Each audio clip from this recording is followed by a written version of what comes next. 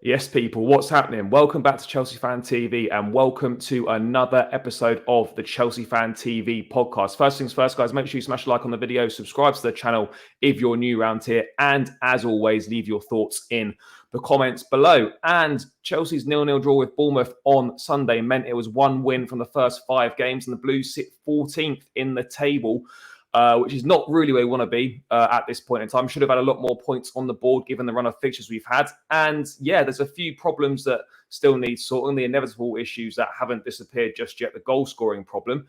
But yeah, there's so much to dive into as always. I'm delighted to be joined by Lucy for this week's episode. Thanks so much for coming on. Really appreciate it.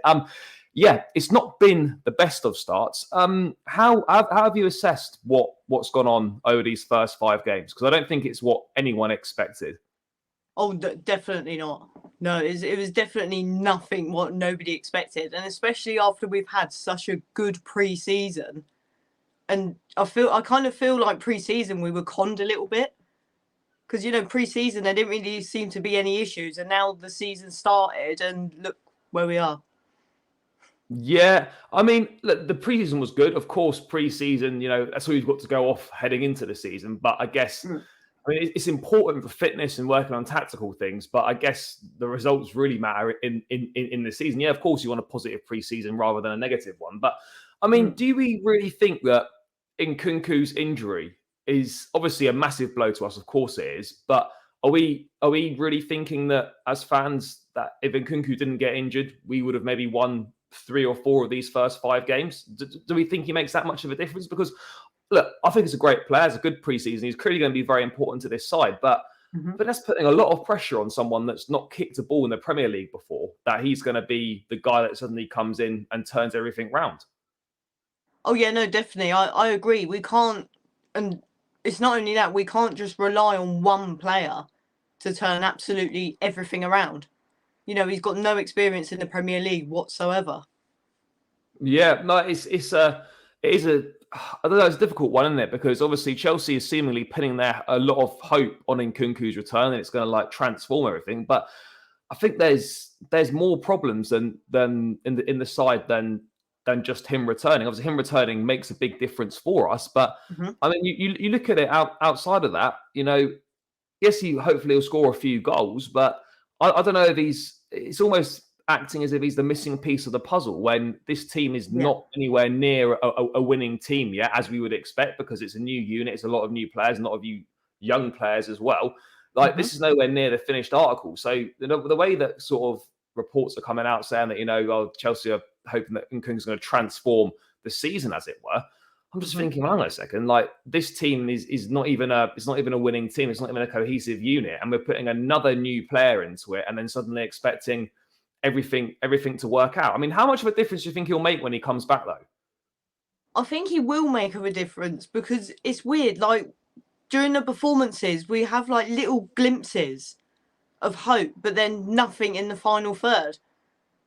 There's just such little glimpses here and there, but I feel like he will make the difference because he's quick, and he seemed on it. He seemed hungry, and his injury was just so unfortunate.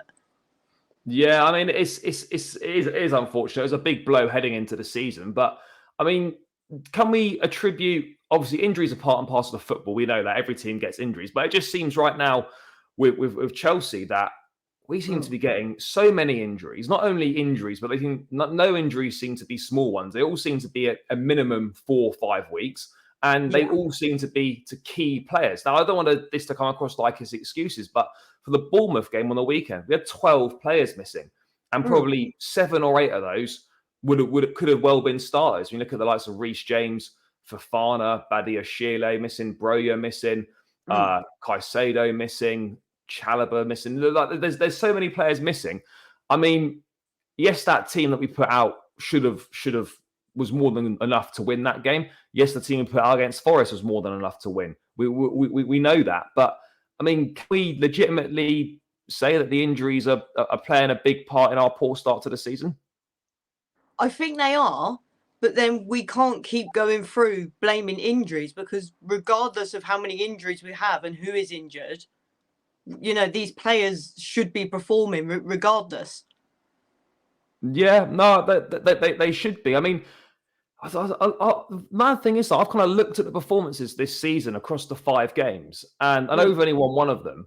And this is kind of irrelevant because the only thing that matters is the points on the board and the score at the end of the day. But there's mm, been in all of the games, maybe bar the Forest one, because I thought that was particularly poor, probably the worst of the lot. But in all mm. those games, we've created more than enough opportunities to win the game. And it's the same problem as has been for a number of years that when we get into the final third, no one can put the ball in the back of the net. And look, the underlying numbers are good. You look at the stats for sort of the first 5 games of the season in terms of average possession, touches inside opposition box, shots taken, all those sort of things that are like good indicators. They go to show that we are putting some decent stuff together on the pitch, but we can't put the ball in the back of the net. So we haven't got so what I'm trying to get is the points that we've got so far don't reflect the performances. I think that's a fair thing to say, but ultimately that doesn't really matter. But do you think our performances have actually been better than what our points tally suggests? Yeah, definitely. Like Bournemouth, when Sterling, I mean, how did that not go in? It was millimeters, wasn't it? Like Yeah. you know, when your luck's out, your luck's out. I mean, as I say, like that ball, like we're looking at fine margins here. I know football's fine margins, and sometimes we're going to be on the wrong side of those fine margins. But you Mm. look at the Liverpool game, we like that. I thought that was a very good performance in that That game. was We did such well. an exciting game to Yeah, watch. you take 50-50. A point against Liverpool is good. West Ham away, we have a dreadful record there anyway. I think we've Mm. won once there with fans in the stadium. I think we won in the COVID year, but with fans in that stadium, we've won there once. So Yeah. our record there is not good. But you look again that game, fine margins. Enzo scores that penalty on the stroke of half time. We Mm. probably, I'm not saying we win that game, but we It probably would have don't been a lose different it. game. Yeah, It we would have been probably a wouldn't whole have. different game. It would have been a completely different game. Obviously, Mm. Luton, we won. You know, we played some good stuff. No disrespect to Luton, they're probably not going to be winning that many games this season. Then you go Mm. into the Forest game, and you know we did create chances in that game. Nicholas Jackson putting it over the bar.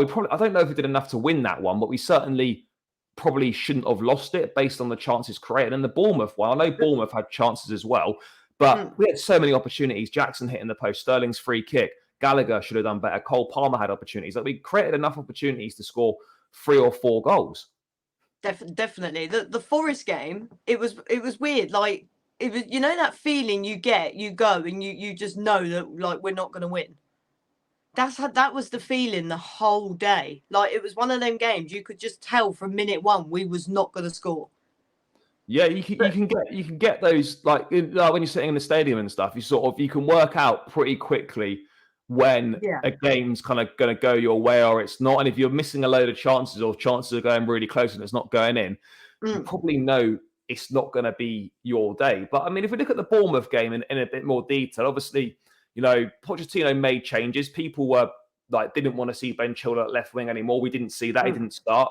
Obviously, with injuries, we had to make a few changes, but Mudryk was into the starting lineup, which people wanted to see. I think Hmm. with the players we had available for that game, I think that's probably the best lineup that we could have put out. Maybe probably would have played Chilwell at left back and put Colwell in the middle, but generally speaking, that's probably the best lineup we could have played. So I don't really put any blame on Pochettino for this Bournemouth game. I mean, Mm. I don't think he necessarily did anything wrong. You look at the injuries you've got, the bench. We had like 3 or 4 lads from the academy and 2 Yeah. goalkeepers on there. So Yeah.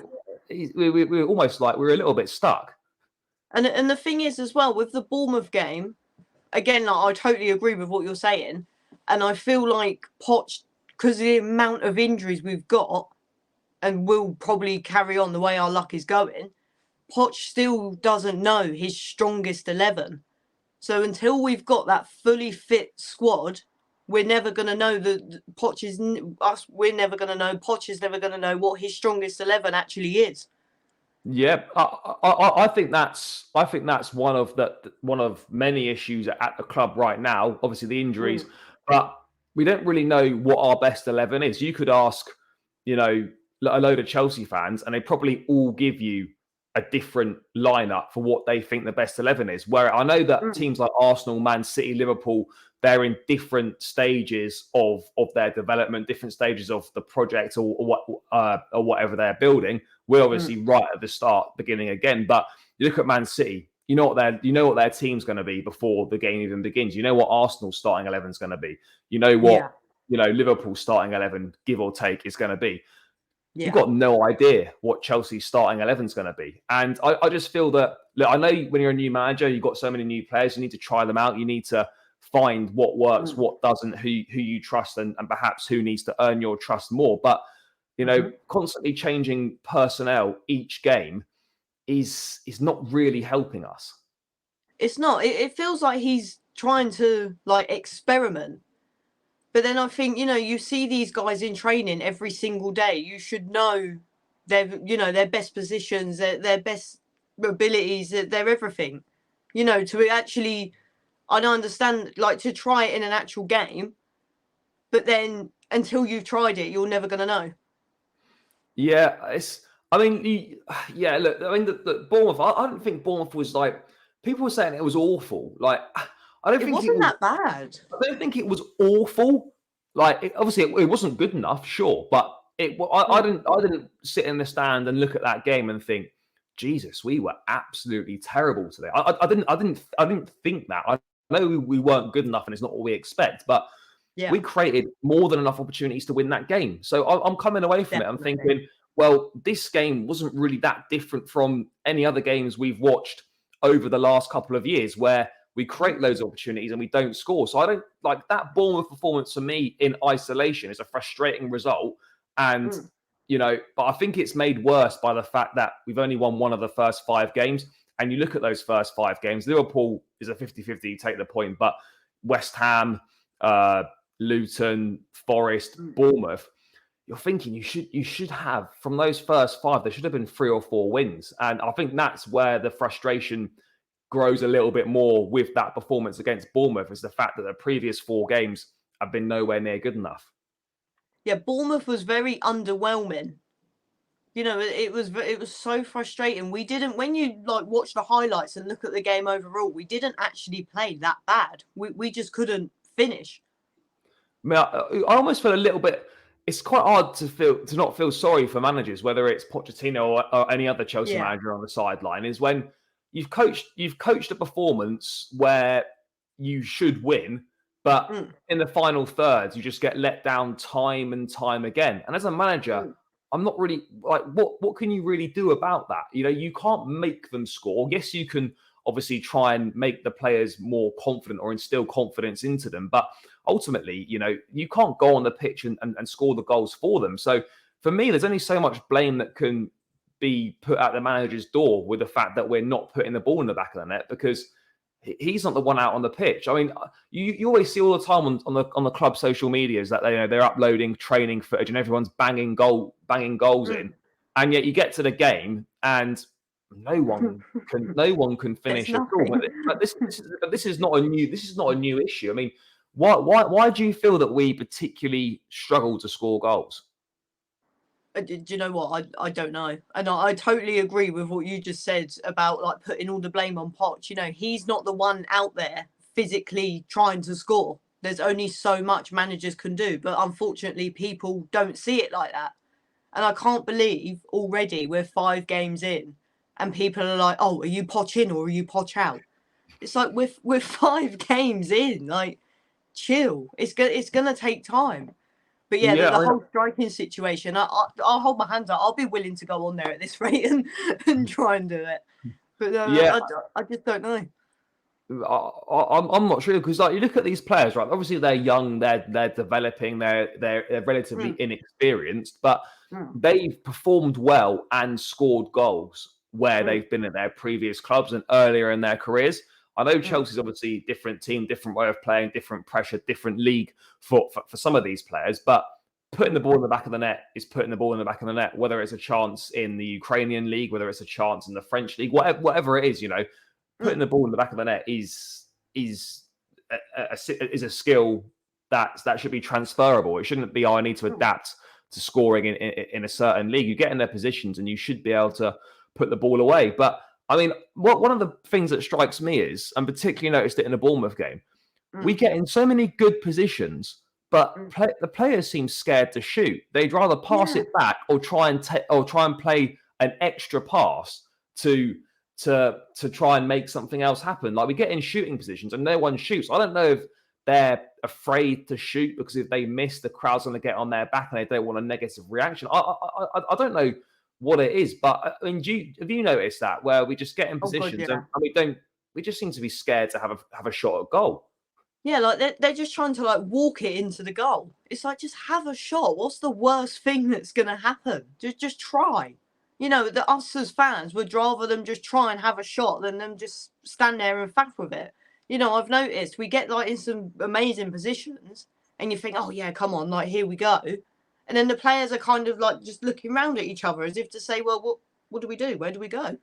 I mean, I think it's clear from these first 5 games, and it was obvious anyway, like that this was going to happen. But it's quite clear that the attacking players don't have a good understanding with one another yet. And I think that's to be expected. Of course, that's going to happen when Jackson's new, Mudryk hasn't even been here a season. Cole Palmer is new. Mudryk came in January, not even been here a year. He's new. Obviously, Sterling is in his 2nd season, but he's still relatively new to the club, even though he's experienced and has won a lot in the game. These guys are all new to playing together. They're not going to have a very good understanding with one another. And I think it was particularly obvious in the Bournemouth game for me, where the fullbacks are getting the ball and they're not sure when to overlap. They're not reading the run. So like fullback might overlap, but then a winger goes inside or winger goes outside. The fullback plays the ball inside. Like there's not a good understanding there between the players. And I think that does make a big difference when players don't read the situation or don't have a good understanding with one another. Oh, definitely. There's no like communication, and communication in football is so important, both on the pitch and off the pitch. Because if you don't understand each other, which clearly at the moment it's showing, there's going to be problems. But like you've just said, these players they're all just pretty much completely new to the club, new manager, pretty much a whole new starting 11. There is going to be teething problems. No, there absolutely is. I mean, obviously, we know in football that patience is not really doesn't really go with football. It certainly doesn't go with football fans, and I think particularly with Chelsea fans is probably one of the worst. But I mean, do you think there's reason to like panic at this stage? Yes and no, because the run of fixtures then we've just had Luton, Forest, Bournemouth. That was meant to be like our easy run. And I was looking at the fixtures earlier, and that I think from like beginning of November to like mid-December, we've got Tottenham, Arsenal, City, Newcastle as well. Yeah. And that bit worries me. Yeah. I think if this happens in our first 5 like fixtures then that were meant to be the easy fixtures, what on earth is going to happen? Because the way I it's like I look back at them fixtures and we couldn't score, and I think, what on earth are they like? They're going to rip us apart. Like that's what I'm worried about. And they're all on good form as well. Obviously, Man City are on brilliant form. Tottenham, I don't want to say it, but they seem to be doing all right. Well. Arsenal seem to be doing all right. That part of it is a bit worrying. Yeah, I mean, you'd like to think as the season goes on, we will improve because more time together, better understanding together. You like it would be, for me, it would be very unlikely that we don't improve. I think we 100% will improve. But the problem is, how long is it going to take us to improve enough to start winning a decent amount of football matches? Because I think for me, before the season started, we had to get back into the Champions League this season. And already after 5 games, I'm not saying it's over by any accounts, but it's looking a lot more. It's looking a lot harder than it was. Like already, I think we're 8-9 points. I think it's about between 7 and 9 points already off the Champions League spaces. And if we drop a few more points in the next games coming up to the October international break, then if the results go against us with the other teams, we could find ourselves sort of 12, 15 points outside the Champions League places by the end of October. And that could be insurmountable already. And when you think now, then, as you've just said, we're like 8, 9 points behind already. That's a lot of points to catch up on, let alone having to catch up on, say, 12, 15 points. Because I said, like, at the start of the season, even if we don't get Champions League, even if we get some sort of European football, but after those performances, I said the other day, I would be over the moon if we finish in the top half, let alone get European football. Yeah, I mean, look, I still believe we'll get European football. I mean, I said at the start of the season we'd come in a top 5 and get Champions League. I'm not going to change my mind on that just yet at this early stage. But I'm not going to shy away from the fact that, as I was saying, any more drop points in these next few games, and already that becomes almost an impossible task at this early stage of the season. I mean, if we look at the games coming up between now and the next international break, I said before we return to action that we need a minimum 10 points from these 12 games, which means we now need to win the next 3. So obviously we've got the draw against Bournemouth, we've got Villa at home this weekend. We've then got won't be easy. Then we've got Fulham away, and then we've got Burnley away. Obviously we've got the Carabao Cup tie against Brighton after the Villa game. Obviously, 2 of those games are away from home with Fulham and Burnley. I do actually feel that we're better suited playing away from home. I mean, would you agree with that? I just think that teams come out and play against us a little bit more, maybe leave a bit more space in behind, and that maybe suits how we play a little bit better.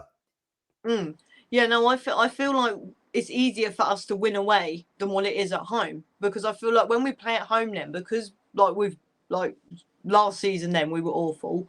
This season wasn't the start we was all expecting. Teams are kind of like, oh yeah, come on, it's only Chelsea. We can do this, and they seem to be doing it. Whereas when we go away, I don't know, like the games, there just seems to be more hope when we play away from home for some bizarre reason. Yeah, I don't know what the reason is, but yeah, I certainly think we're better suited to playing away from home. But I mean, just on the home form, by the way, obviously I know last season it was terrible, but the home form's not been good for a number of years. It's not just started last year. I'm thinking going back maybe 3, even 4 years, even when Tuchel was here. Even Lampard at certain times in his first spell, like the home form was starting to take a bit of a turn, but it really is dreadful. Like, I don't go to many games at Stamford Bridge feeling like, I feel confident of winning this one. Like, it's really weird. I don't know what it is, but we've got a real inability of breaking teams down at home that come and just sit men behind the ball. We just move it too slowly. We allow the opposition to get back into their defensive shape, and then it's almost impossible unless you've got some sort of magician that can pick out an unbelievable pass. Then we're really struggling to break teams down. And you look at the Forest game as the most recent example of that.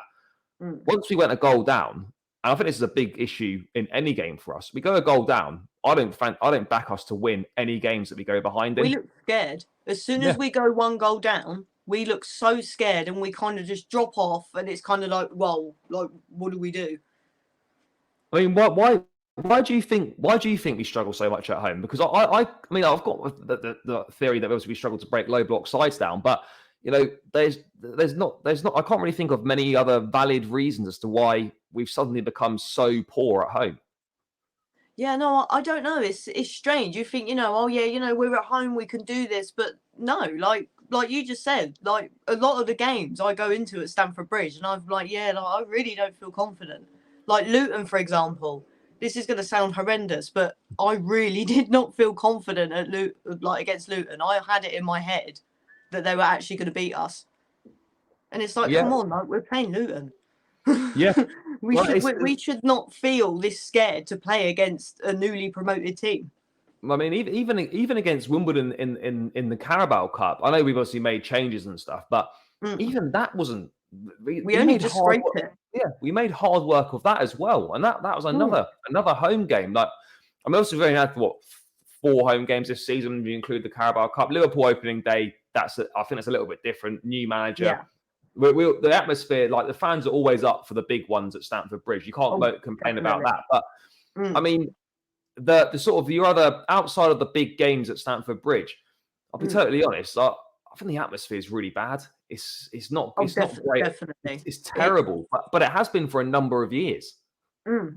Oh yeah, no, it's for me. It's not always been like that, but the last easy, like even before COVID, maybe like the last 5 or 6 years, the atmosphere just hasn't been amazing.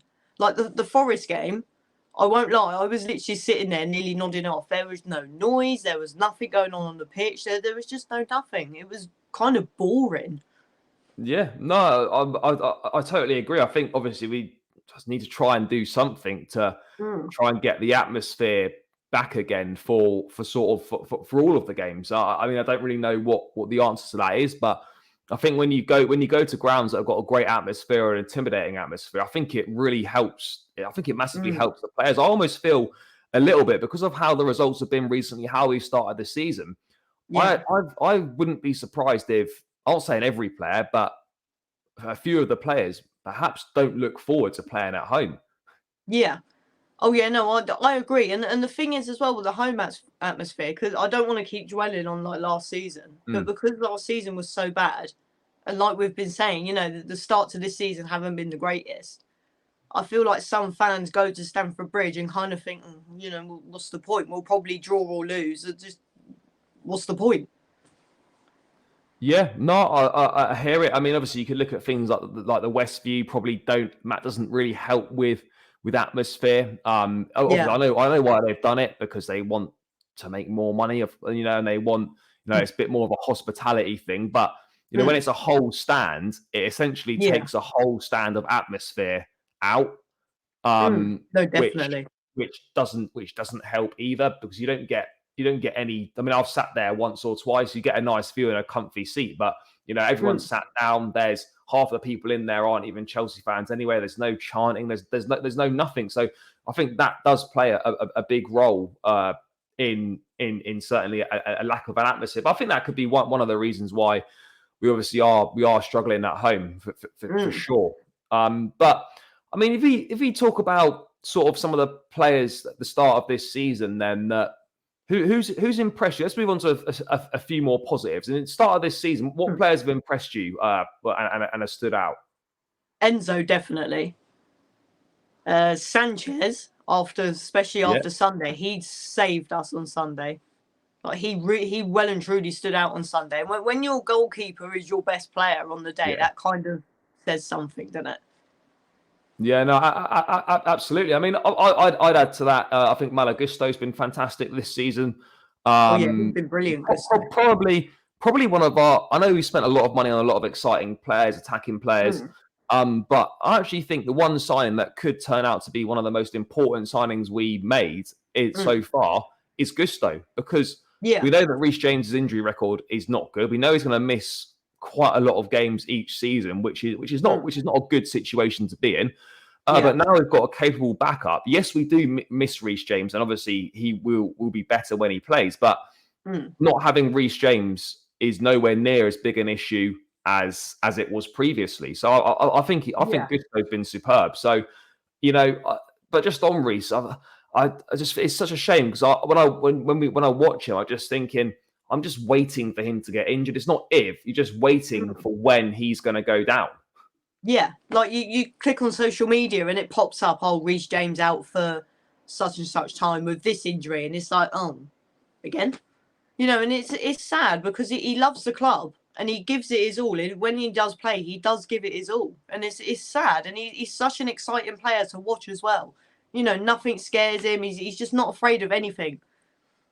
No, he's not, and he will make a big difference for us. But now we're in a Mm. situation where we don't have to rush him back. We can take our time with him, make sure Mm. everything's 100% as it should be, and then hopefully, the reoccurrence or getting injured again doesn't happen because him constantly missing large parts of the season is Mm. really not. It's not good for him. It's not great for us. So we do need to change that around. But Mm. in terms, I mean, just in terms of sort of the transfer business as a whole, I know the window's been closed for a few weeks now, but Mm. what are your views on the sort of the new direction we've gone down in terms of signing inexperienced but high potential players? I mean, what do you make of that sort of switch in tactics? Because it's certainly almost the complete opposite of what we were doing under Roman. Yeah, and I feel like we were so spoiled under Roman. You know, the amazing players that we had, and most of them we got at a bargain as well. Whereas nowadays, you know, say like 20 million wouldn't get you anything. You know, everyone keeps saying, "Oh, we've spent £1 billion, blah blah blah," but in today's transfer market, it's not the standard. But when you think of it, like, what players can you buy for under, say, 80 million? You know, most players you have to pay at least 80 to 100 million. Yeah, top And players. I saw a tweet as well earlier about goalkeepers. We've spent 47 million on goalkeepers. Excuse me, on goalkeepers. Well, this summer. Yeah, and we still haven't really got a long-term goalkeeper. No, we don't. I mean, obviously, you know, it is weird, isn't it? Like I mean, it's just on the goalkeeper situation. Obviously, you know, we got Sanchez in. It looks like right now that, I mean, I said that at the time, and I like wasn't particularly well received opinion that I said when he signed that this guy is going to be he's going to sign as our long term number one, and I think he is. You know, he's 25 years of age. He signed the 7-year contract like everyone does when they come to the club. Kepa's gone out on loan. He's not going to play. I don't think he'll play for Chelsea again. Yeah, I don't think he'll come back. No, I can't see him coming back. No, and we bought this Petrovic from the MLS, who, by all accounts, is meant to be good. I mean, I don't really know much about him, but people that do know about him have said that, you know, he's meant to be quite good and he could displace Sanchez potentially. We don't really know how good he is. I mean, then we got the young lad Slanina that we also signed from the MLS as one for the future as well. I think he's about 18 or 19 now. So, you know, you look at Chelsea and you think the goalkeeping position, has it improved? Because for me, I would have liked an Onana or a Mike Maignan or someone along those lines, like a top class goalkeeper. I like Sanchez. I think when he was playing regularly for Brighton under Graham Potter, he was good. I think he will improve for us, and certainly had his best game for us at the weekend against Bournemouth. But I just look overall, if we want to get back to where we need to be, which is winning Premier Leagues, winning big trophies, is Robert Sanchez going to be good enough to do that? And that's where I'm not too sure. Yeah, well, I won't lie, I haven't made my mind up about him. When he first signed, I kind of felt like, because I won't lie, I'd never really watched him before, and it felt like we'd kind of gone sideways then from Kepa. And I remember thinking to myself, you know, what's the point if we're just going to go sideways? What was the point in having him? But like you've said, you know, he's showed glimpses. And he's pulled off some great saves. And on Sunday, I kind of really changed my mind about him. I thought, okay, there's something about this guy. There's definitely something here. There's just something about him. But long term, I don't know. I just don't know if he's a Premier League winning goalkeeper. Look, I think you could argue all day about whether it's an upgrade on Kepa. I think as an overall package, I don't think there's much in it, but there's certainly things that he is better than Kepa at. Obviously, his height helps. He commands the box. He collects crosses quite easily, and all that sort of thing, which obviously Kepa couldn't do. But I just think if we're talking about an overall package right now, as it stands, I'm not saying he won't be, and I like Sanchez, and I think he'll be a good signing for us. But I think right now, I don't see it as a huge upgrade on Kepa, which is what I think we needed to do in the summer before the window opened. I think if we were going to upgrade the goalkeeper position, it needed to be a serious upgrade. And this is more of a sideways / slight upgrade in certain attributes rather than an overall improvement. Yeah, no, definitely. Yeah, we'll see how he does. Look, I like him. I back every Chelsea player that signs for the club, and I think he started reasonably well. I'm just not sure, and I think it's perfectly acceptable not to be sure about whether this guy is actually the long-term answer to what we're trying to do in goal. But only time will tell on that one. I mean, another player that comes in for a lot of stick, and I just don't really understand this, is Mudryk. Like, obviously, he came in January. Obviously protracted transfer saga with Arsenal. He was going to go there, and then we swooped in last minute. Look, it's safe to say that, you know, we probably expected a bit more from him than what we've got so far. But it's also fair to say that he's not been given a run of games. He's not been given enough minutes to show what he can really, really do. We've seen flashes here and there. There's going to be inconsistencies.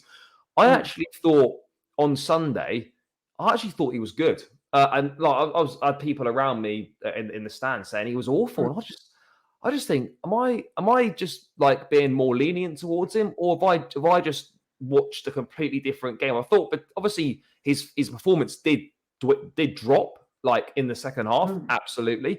But I thought in that first half, all the major chances we created all came through him. It was his pass that for Jackson that set up that obviously the shot that hit the post. It was his pullback for Gallagher, who should have done better. He wins the foul for Sterling's free kick, which was millimeters away from going in. Like there were some good things there. Yes, there were some inconsistencies. Yes, he gave the ball away a little bit. Yes, a few flicks didn't come off, but I didn't think he was anywhere near as bad as some people were making out.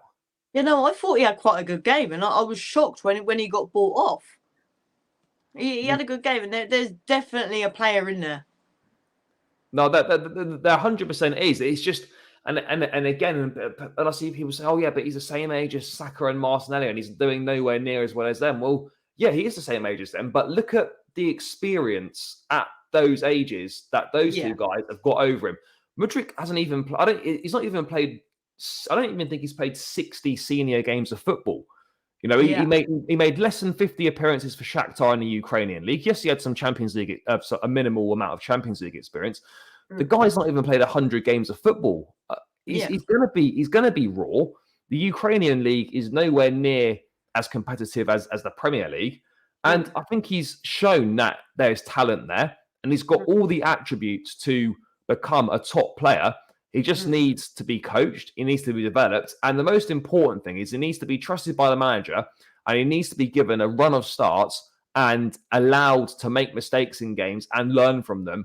And, you know, be in a situation where he's not going to be the first one subbed when subs start coming on after about an hour, when he needs to be trusted. I think he's only played one or two full matches for us since he joined. Yeah. Yeah, no, he needs to start on Sunday, and then hopefully he'll keep on starting, because like you said, he needs that run of form. You know, until he gets that run of form, we're never going to see the player that is there.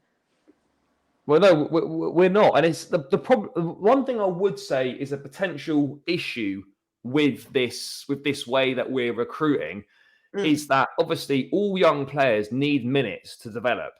But the problem is when you've got all young players of a similar age, all on these long-term contracts, they're all taking the minutes off each other. And it's going to create an inevitable bottleneck situation where some players will develop, whereas the other ones won't develop. And then you've got a bit of a problem on your hands. So I like the way that we've approached the market and what we're doing, but it's certainly not without massive, massive risk, because as I said, the bottleneck situation, and we're building our whole sort of future success on these players becoming as good as we think they're going to be. And there's no guarantees they will. Well, this is it. You know, if the way it's going, like you said, they're kind of stopping each other. Yeah. I don't know how to say it then. They're kind of like getting in each other's way. Yeah. Well, they will be. I mean, I think we're not going to know really how effective this sort of recruitment policy has been for probably, I'd say, 2 to 3 years. Will give us an accurate representation of whether this has been the right route to go down or not. It's way too early to say whether it is or isn't. It's just easy to say right now, oh, we should have signed more experienced players, or we shouldn't have signed so many young players or whatever. But I think this ownership are clearly looking for long-term success. And if you're looking for that, you're going to have to take some pain in the short term. But football's weird, where you've got a plan for the long term, but then you also need short-term success as well. And this is where we're sort of in a bit of a catch-22 situation, as it were, where like we've got good players, we've got players that should serve us well, and we should be successful over the next sort of 3, 4, 5 years. But we also need some level of success over the next couple of years. But are we going to be able to develop the players fast enough, create that understanding between each other fast enough to sort of make sure that we're still qualifying for Champions League football, maybe picking up a domestic cup here and there until we're a fully sort of a finely tuned side. That for me is the big if right now. Yeah, especially like a club like Chelsea. You know, Chelsea, the Champions League is kind of bog standard. You know, top 4 is just bog standard. But if we're not going to get that for say another 2 or 3 years, what's going to happen? And like, you know, say like, sorry, for example, like FA Cup as well. You know, FA Cup is kind of a standard thing at Chelsea. You know, we've got such a good run in the FA Cup. But if we're not going to get that for another 2 or 3 years when this project starts working, what's going to happen during that 2 or 3 years? Yeah, I mean, I'd love to know sort of what the remit is from the owners to Pochettino. I think it's obvious, like in terms of we need to qualify for the Champions League and, you know, try and win some trophies. But I don't know whether they're saying like that has to happen in year 1, or we're looking at, look, just do what you like, work as quickly as you can. If we pick up a trophy in the first season or so, great. But, you know, don't worry about sort of finishing in the Champions League or whatever. But we aim to do it over the next sort of 2 to 3 years. Or is it, right, look, we spent all this money. This is where they're going down. We're trusting you with the process. And you're going to be safe no matter where we finish. And I think that's, I mean, obviously within reason, if we say we came 17th, which is obviously not going to happen, but if we were to come 17th, then obviously maybe not. But, you know, if we were to miss out on the Champions League, for an example, for me, there should be no questions about whether he should be there next season. That should just be a given. Yeah. Yeah, no, I don't think he'll be going anywhere soon. Definitely. They're not going to get rid of him after 1 season because, you know, these owners, they're going to understand that this is all going to take time. So to get rid of him after just 1 season would be a bit silly.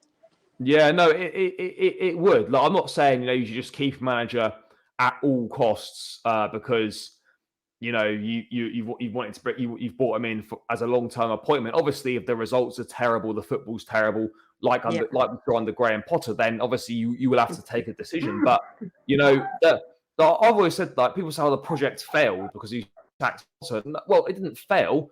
The project is still the same. It's just we've had to switch the person to carry out the project because the original person we thought was basically just wasn't up to it. But look, I think, I don't know, it's difficult really because yes, we do need to get into the Champions League for sure. But then I know obviously it's a long way to go to the end of the season and stuff. But I mean, I still believe we can finish in those Champions League spaces. I mean, do you still have that belief that we can?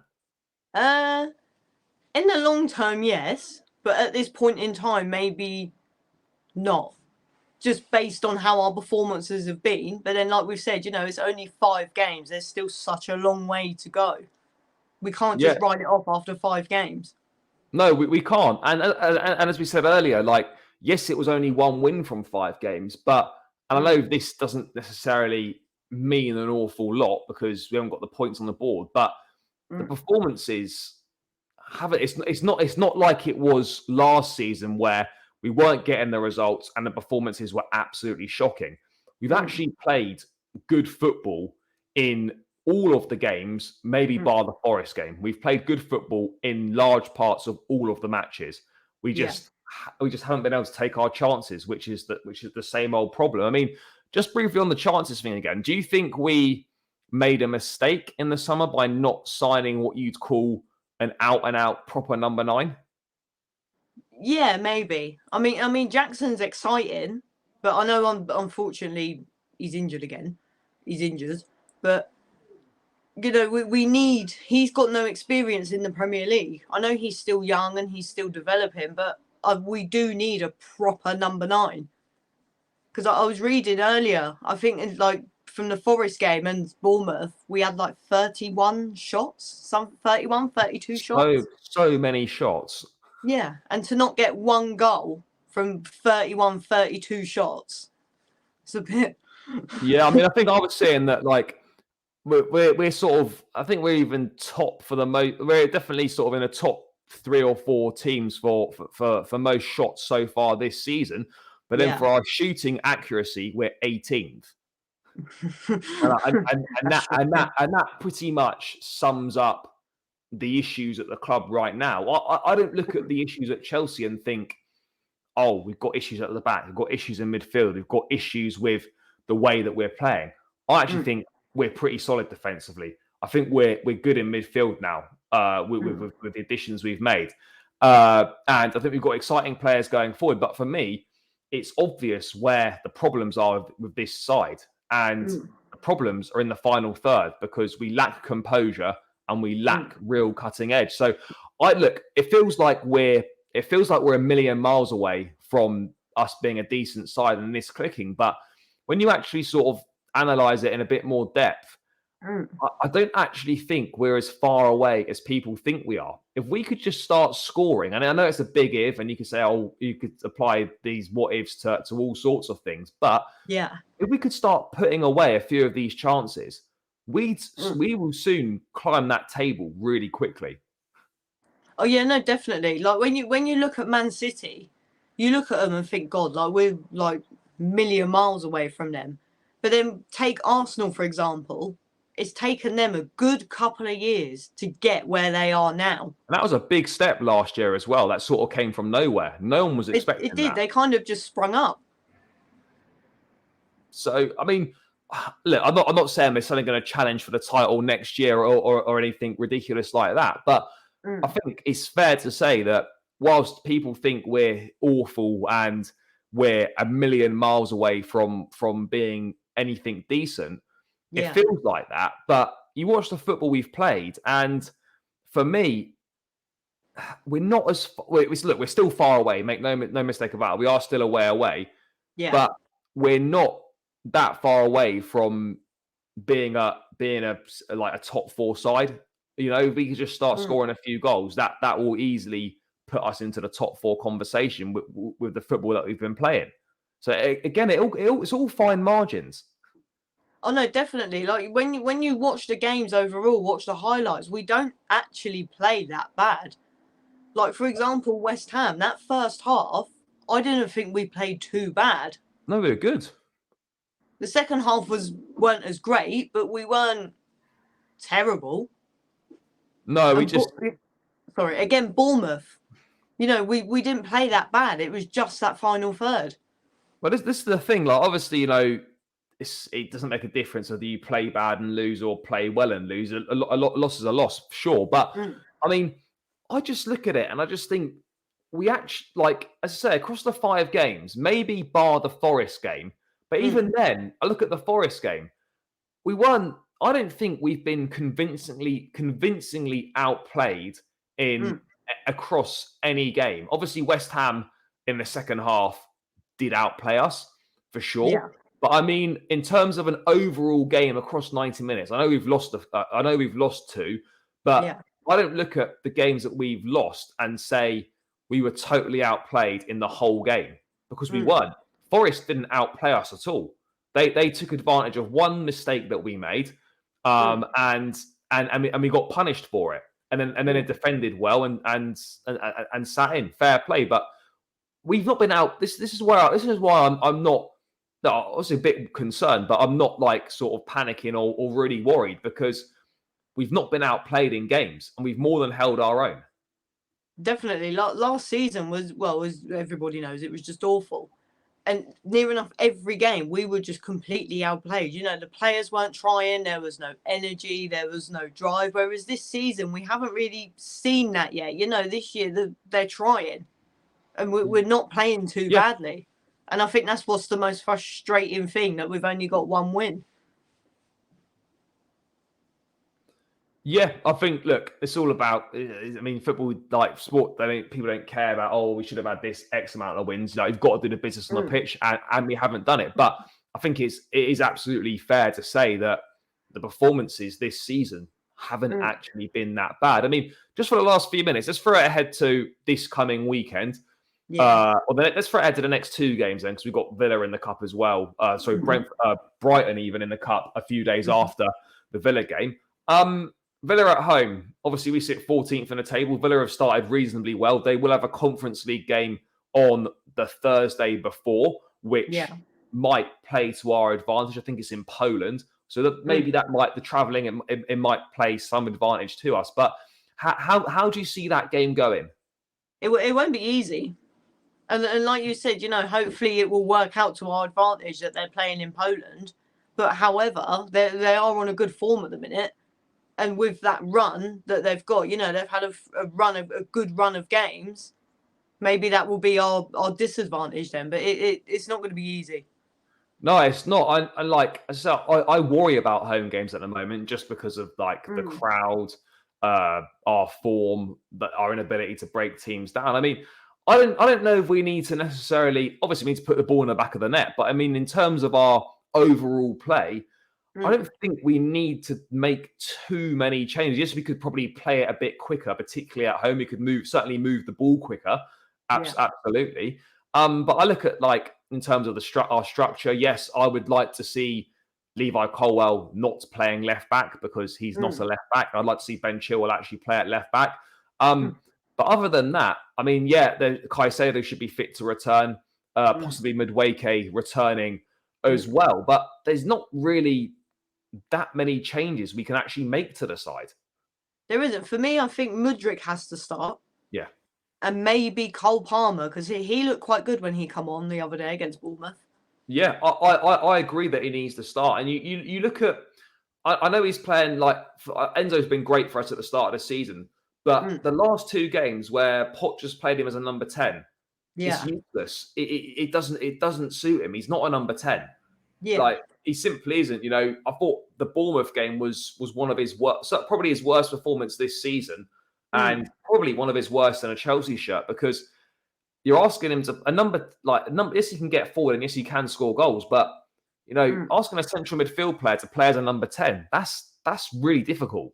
That's a big step. It's a big step forward. He doesn't have that attacking prowess or that attacking skill set that a number 10 would have. Yes, he's got the range of passing, but he's not got the little intricacies in and around the box in that final third that a number 10 would have. So I don't want to see him there. I'd like to see maybe Enzo alongside Caicedo in a pivot. Look, I like Conor Gallagher. I think he's done well this season for us. He should probably be on the bench. And then we should have Mudryk, Cole Palmer and Sterling as the 3 behind Jackson.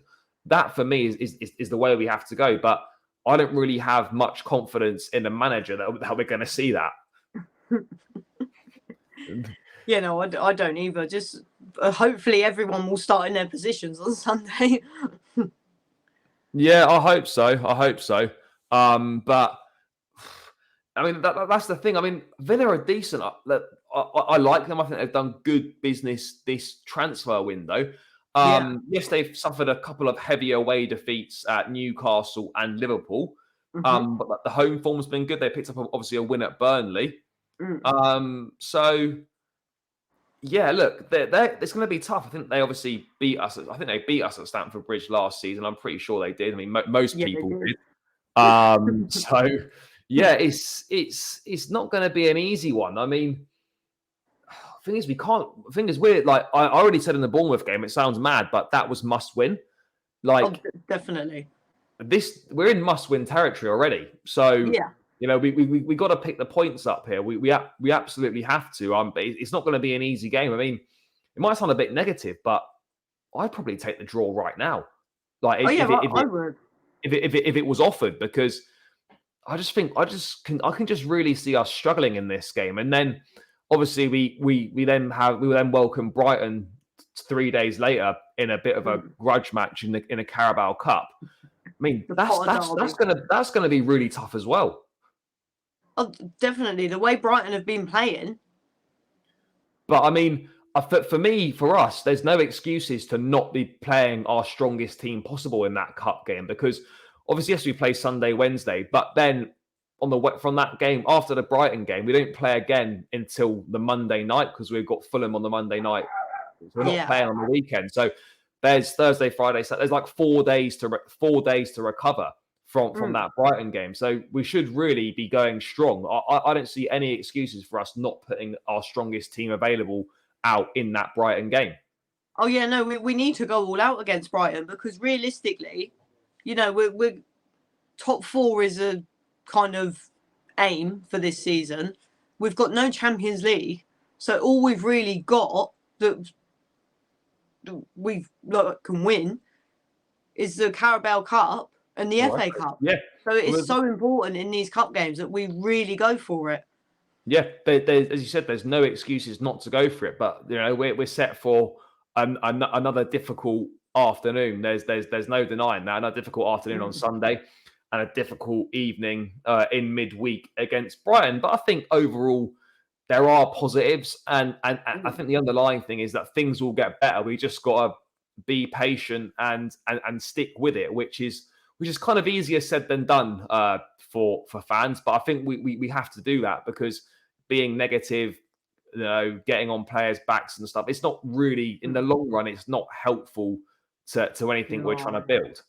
So, I mean, yeah, let's see how it goes. But yeah, it seems like a good place to round out this episode. Lucy, thanks so much for your time. Massively appreciate it. If people want to sort of look at more of the stuff that you do, more of your content and stuff, where is the best place for them to go? Where are you most active? Instagram. Yeah. Lucy_UTC. Perfect. Guys, make sure you give Lucy a follow over on Instagram. Thank you for tuning into the episode. As always, leave your thoughts in the comments below. Make sure you smash a like on the video. Subscribe to Chelsea Fan TV if you're new around here. And I'll catch you again in another episode soon, guys.